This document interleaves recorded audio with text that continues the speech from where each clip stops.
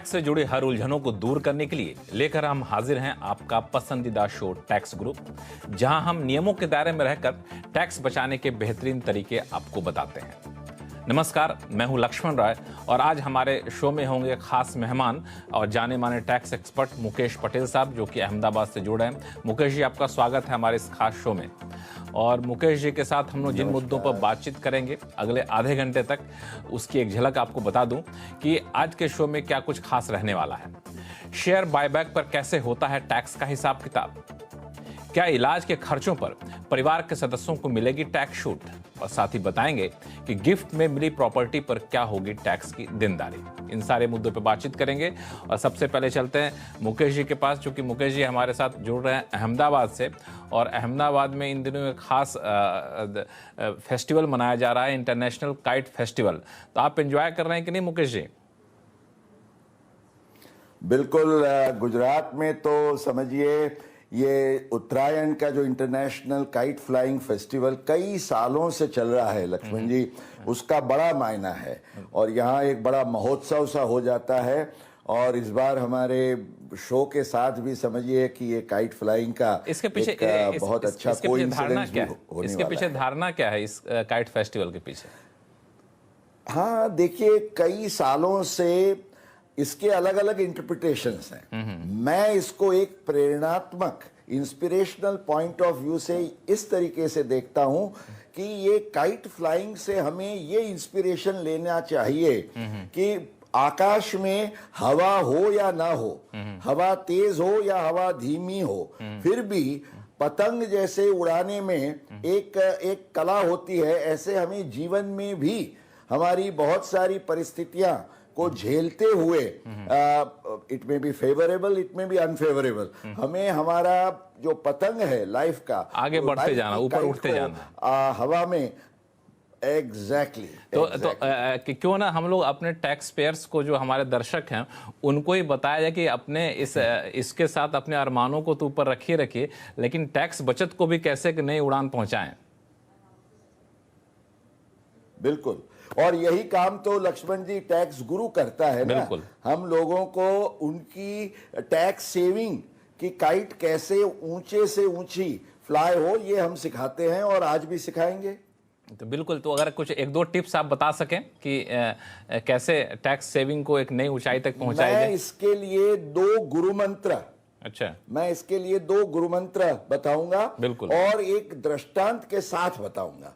अब जैसे पहला गुरु मंत्र है कि टैक्स प्लानिंग का गोल्डन रूल क्या है, सुवर्ण नियम क्या है। स्वर्णिम नियम ये है सबसे पहले कि आप जो अपनी आय है वो अपने फैमिली के जितने एंटिटीज में उसको बांट सके तो वो आप फायदे में रहते हैं। समझिए कि एक फैमिली है, उसकी टोटल इनकम माना 45 लाख है।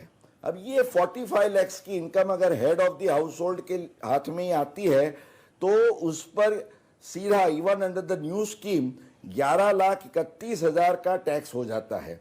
समझिए ऑलमोस्ट 25% प्लस। अब इसमें आपको टैक्स सेविंग करना है तो आप बांट दीजिए ये 45 लाख को स्ट्रेटेजिकली प्लान करके 3 एंटिटीज, आपके इंडिविजुअल हो, वाइफ हो, या आपका कोई एडल्ट सन या डॉटर, या HUF बना लीजिए। तो ये 3 एंटिटीज में अगर आप बांटेंगे तो 15 लाख 3 में बच जाएंगे। तो सीधा आपका टैक्स जो है वो 1,95,000 पर एंटिटी हो जाएगा। तो एवरेज रेट आपका आ जाएगा 13%, 12% एक्चुअली, 12 to 13%। तो ये जो 12% का सेविंग होगा आपको 45 लाख पर 5,40,000, इट्स अ ग्रेट सेविंग। लेकिन इसमें मुकेश जी यहाँ रोकूंगा, लेकिन इसमें तो ये है कि तीनों एंटिटी का भी कंट्रीब्यूशन उस इनकम में होना चाहिए, तभी तो आप बांटेंगे टैक्स तीनों पे। हाँ, आपको प्लानिंग इस तरीके से करना है कि आपकी जो इन्वेस्टमेंट इनकम है उसको आप अपने फैमिली मेंबर्स में बांटें। उसके लिए आप अलग अलग प्रकार के प्लानिंग का सहारा ले सकते हैं, आप गिफ्ट्स कर सकते हैं। समझ गया। आज हमारे लिए एक इंटरेस्टिंग क्वेश्चन भी आने वाला है। आप इंटरेस्ट फ्री लोन भी दे सकते हैं। तो ये सब तरीके हैं। ठीक है। और ये हो सकता है लक्ष्मण ठीक जी, है। मैं तो बारीकी से ये एक नियम बता रहा था। ठीक है, अब और दूसरा जो मंत्र नियम क्या है है? वो ये है कि अवेल ऑफ टैक्स इंसेंटिव्स और ऑगमेंट योर टैक्स सेविंग्स। अब समझिए कि जैसे यही 3 मेंबर्स हैं, मिडिल क्लास फैमिली है, एक उसकी 20-22 लाख की इनकम है, तो ये 22 लाख की इनकम पर उसका करीब 20% के आसपास का टैक्स का रेट हो जाता है। अब यहां पॉसिबल है कि आप 0 टैक्स में आए तो आपके 4-4.5 लाख रुपए बच सकते हैं। आप कहेंगे कैसे? तो जैसे इंडिविजुअल्स के केस में, हस्बैंड और वाइफ के केस में, आप करीब 8-9 लाख तक की इनकम रखकर भी 80C 80D आपका सेक्शन 24 और अलग अलग सेक्शंस के एग्जाम्पशंस और इंसेंटिव्स और खास तौर से जो रिबेट है उसको लेते हुए, और HUF में भी तो 9 लाख और 4 लाख, 22 लाख अगर 3 एंटिटीज में बांट दिए तो 0 टैक्स हो गई। 22 लाख एक एंटिटी में रह गया तो समझिए आपको ऑलमोस्ट 20% का टैक्स आ गया। काफी महत्वपूर्ण आपने गुरु मंत्र दी, गोल्डन रूल। हाँ बिल्कुल, तो गोल्डन रूल जो आपने दिया बड़े काम की चीज़ है। और जो सैलरी ब्रैकेट का आपने एग्जांपल दिया वो बहुमत वाले जो टैक्स पेयर हैं उन पे लागू होता है एक तरीके से। क्यों ना अब चले कुछ लोगों के सवाल ले लें। मुकेश जी, एक सवाल हमारे पास, पहला सवाल आ रहा है पंचकुला से। ये पंचकुला से जो सवाल है, ये आपको सवाल भेजा है उन्होंने शुभम अग्रवाल जी ने। तो शुभम अग्रवाल जी ने जो सवाल भेजा है उनसे बातचीत करते हैं। शुभम जी, क्या सवाल है आपके पास?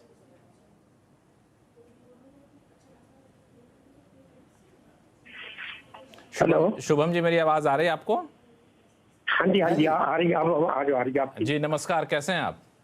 नमस्कार सर, आपका प्रोग्राम हम बहुत देर से देखते हैं, जब से लकोटिया जी थे उस समय से देख रहे हैं, और इसके कई बार फायदे भी हुए, हमें बड़े लाभ। बहुत बढ़िया, चलिए बहुत अच्छा लगा, बहुत लंबे समय से देख रहे हैं। इस बार क्या जानना चाहते हैं हमारे टैक्स गुरु से? सर ऐसा है कि जो HTD में डिडक्शन मिलती है इंश्योरेंस की मेडिकल एक्सपेंसेस के लिए, तो उसमें जो मेडिसिन वगैरह खरीदते हैं तो उसमें ये है कि 50,000 और 25,000 सीनियर सिटीजन और नॉन सीनियर सिटीजन के लिए है। तो उसमें मेरी क्वेरी ये है कि क्या जो लड़की है डॉटर इन लॉ और लड़का है वो दोनों ही, और या मैरिड डॉटर है, क्या वो दे सकते हैं बेनिफिट या नहीं ले सकते? ये इसमें है मेरा पहला क्वेश्चन। तो ये है पहला क्वेश्चन का जवाब देते हैं, फिर दूसरा सवाल पूछिएगा। हाँ मुकेश जी। जी लक्ष्मण जी, इनका जो पहला सवाल है इसमें वो कह रहे हैं कि भाई मैरिज के बाद भी डॉटर है वो अपने पेरेंट्स के लिए कंट्रीब्यूशन कर सकती है या नहीं? जरूर कर सकती हैं, क्योंकि आपका मैरिज हुआ हो या ना हुआ हो, पेरेंट्स तो पेरेंट्स रहते हैं। एक उसमें एक दूसरा भी उनका एलिमेंट है, वो एलिमेंट ये जानना चाहते हैं कि भाई अगर son in law is paying for the father in law या तो daughter in law is paying for the father in law, तो ये डिडक्शन मिलेगा या नहीं? तो अनफॉर्चुनेटली ये डिडक्शन पेरेंट्स के लिए है, पेरेंट्स इन लॉ के लिए नहीं है। ये आपको ध्यान में रखना है। और आपका दूसरा जो एक इसका एलिमेंट भी आप जानना शायद चाहते थे कि अगर पेरेंट्स का इंश्योरेंस है तो जो कुछ ज्यादा खर्च हुआ है आपका, उसके लिए आप सेपरेट डिडक्शन ले सकते हैं? तो नहीं ले सकते, क्योंकि रूल इज कि पेरेंट्स का अगर इंश्योरेंस है तो आप प्रीमियम भरिए, इंश्योरेंस नहीं है तो 50,000 के दायरे में या 25,000 के दायरे में आप उसका डिडक्शन ले सकते हैं। इसमें एक चीज जरूर ले सकते हैं कि 5,000 का जो मेडिकल टेस्ट का एक्सपेंस है वो अगर पेरेंट्स का इंश्योरेंस प्रीमियम है तो भी ओवर एंड अबव ये 5,000 आपको मिल सकता है। लक्ष्मण जी, तो इंश्योरेंस प्रीमियम होने के बाद भी इस 5,000 का क्लेम आप कर सकते हैं। शुभम जी के पास एक और सवाल था, क्यों ना ये सवाल का जवाब दे दिया जाए? मुकेश जी, शुभम साहब बताएं, क्या दूसरा सवाल क्या आपके पास? सर दूसरा सवाल ये है कि जैसे गिफ्ट दिया जाता है एक फाइनेंशियल ईयर में, फ्रेंड से 50,000 रुपए तक एग्जेम्प्टेड है, तो वो क्या एक ही फ्रेंड से है या अलग अलग फ्रेंड से हम 50,000 रुपए गिफ्ट ले सकते हैं? आपके फ्रेंड बड़े अच्छे हैं, बहुत गिफ्ट देना चाहते हैं आपको। मुकेश जी। जी शुभम जी, वित्त मंत्री ने ये आपका जो प्लानिंग है उसको ध्यान में रखते हुए क्योंकि अगर ये 50,000 पर फ्रेंड कर देते तो आपके बहुत सारे फ्रेंड्स आपको गिफ्ट देने के लिए राजी हो जाते। तो ये नियम ये है, बराबर याद रखिए कि एक वित्तीय वर्ष में एक या ज़्यादा लोगों से कुल मिलके 50,000 से अगर ज़्यादा आपको गिफ्ट्स मिलती है तो वो पूरी रकम पर आपको इनकम मान के उस पर टैक्स देना होगा। क्योंकि ये 50,000 का भी basic exemption is only if you do not cross it. अगर ये लक्ष्मण रेखा आप क्रॉस कर लेते हैं तो ये 50,000 भी जुड़ जाएंगे और एक या ज्यादा लोगों से सबको मिला के आपको ये 50,000 की लिमिट तय करनी है। तो बिल्कुल सबको मिला के करनी होगी। और जो सबसे बड़ी बात जो बहुत लोगों को पता नहीं होती कि 50,000 से थोड़ा सा भी बढ़ गया तो जो बढ़ा वो नहीं बल्कि 50,000 भी उसमें शामिल हो जाएगा टैक्स कैलकुलेशन में। तो इस बात का खास ख्याल रखिएगा। और फिलहाल वक्त है छोटे से ब्रेक का। ब्रेक के बाद जानेंगे शेयर बायबैक पर टैक्स कैलकुलेशन का क्या है गणित। लौटते हैं छोटे से ब्रेक के बाद।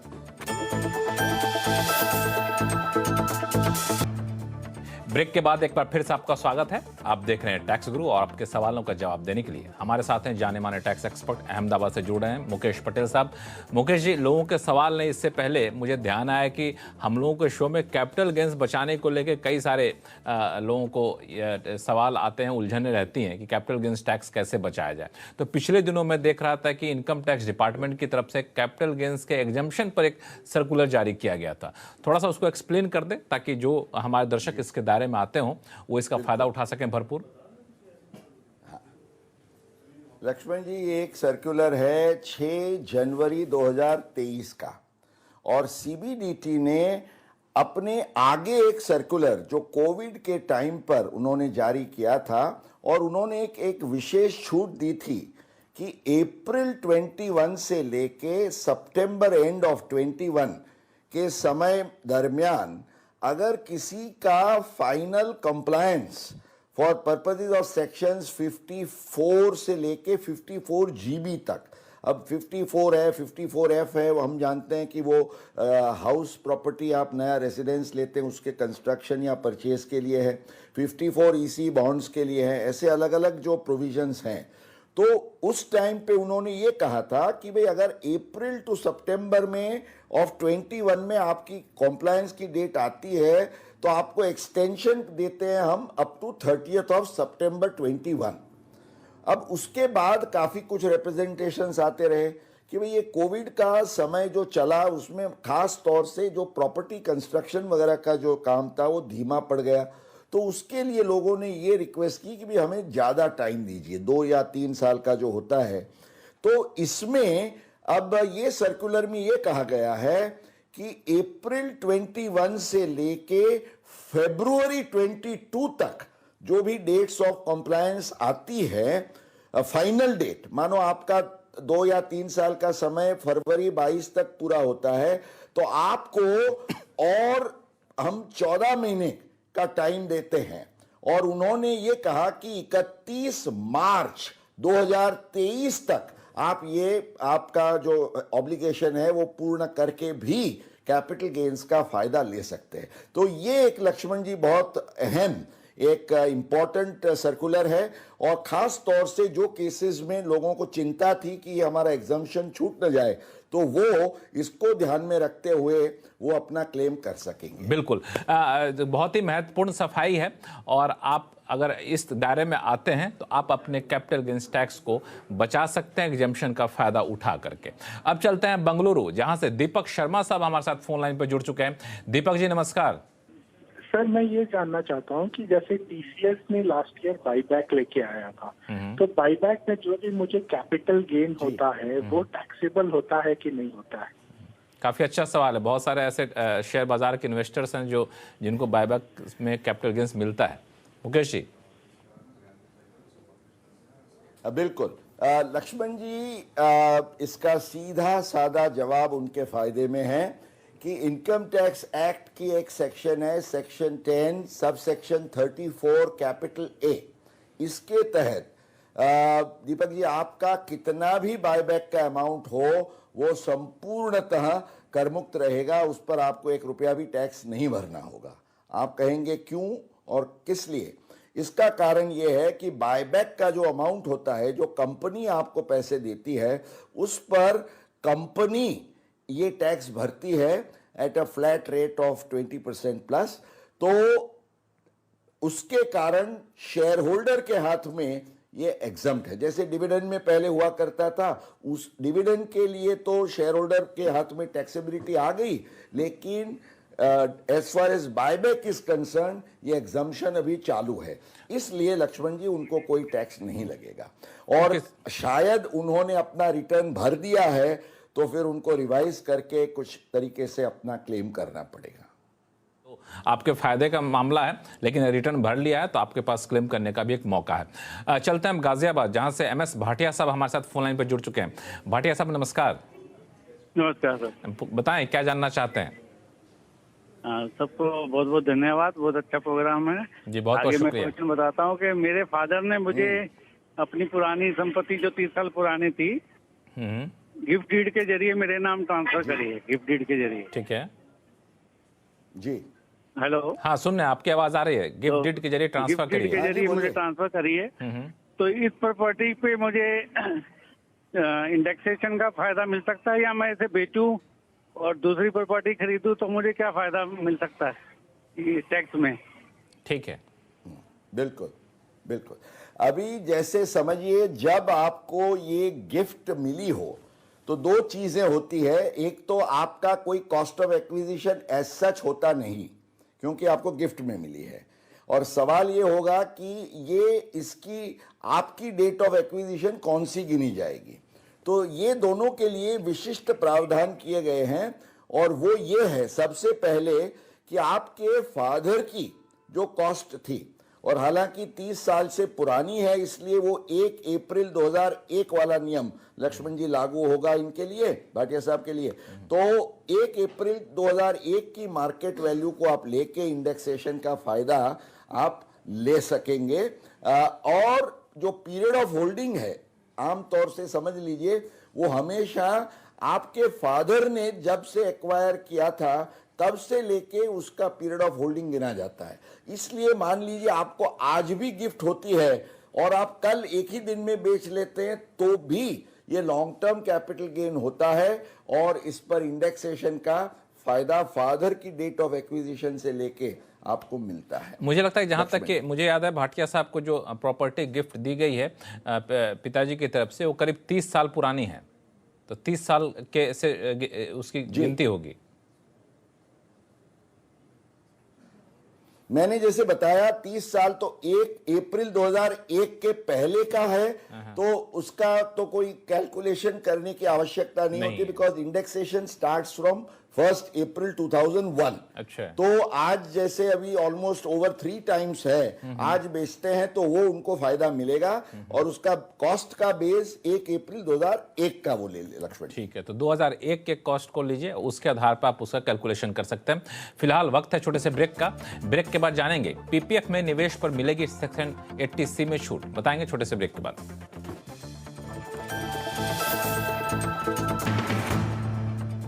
ब्रेक के बाद एक बार फिर से आपका स्वागत है टैक्स गुरु में, और हमारे साथ हैं बने हुए हैं अहमदाबाद से मुकेश पटेल साहब। मुकेश जी, एक सवाल हमारे पास किशनगढ़ से आया है महावीर कोठारी जी का, जो कि फोन लाइन पे जुड़ चुके हैं, उनसे ही जान लेते हैं।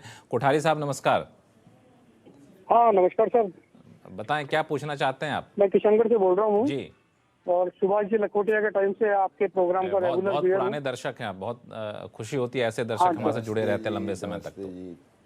Thank you very much. Patel साहब नमस्कार सर, मेरा एक क्वेश्चन है नमस्कार 80C भैया, से बोलिए रिलेटेड। बोलिए जी। 80C में डिडक्शन के लिए करदाता यदि स्वयं के बैंक में उपलब्ध या फिर खुद के PPF अकाउंट से विड्रॉ करके रकम को अप्रैल के फर्स्ट वीक में ही, जैसे फाइनेंशियल ईयर स्टार्ट होता है, अप्रैल के फर्स्ट वीक में PPF खाते में जमा करा देता है, तो उसे 80C के तहत डिडक्शन मिल जाएगा, या फिर उस रकम का उसी साल की इनकम में से होना जरूरी है? और उसके साथ एक बात और है कि PPF से विड्रॉ करके उसी PPF अकाउंट में सेम डे या उसके नेक्स्ट डे वापस जमा करा दी जाए पैसा, तो क्या उसके लिए भी उसको पात्रता मिलेगी इसके लिए, किसी डिडक्शन के लिए? बहुत ही तकनीकी सवाल है, लेकिन काफी इंटरेस्टिंग है मुकेश जी। बहुत बहुत रोचक, बहुत इंटरेस्टिंग है लक्ष्मण जी। इसके दो पहलू है, मैं इसको समझाऊंगा हमारे दर्शकों को, केवल इनको नहीं, सबके लिए ये उपयोगी होगा। अब 80C में पीपीएफ की बात करें तो सबसे पहले तो ये आवश्यक एक जमाने में हुआ करता था कि it has to be out of the taxable income of the year.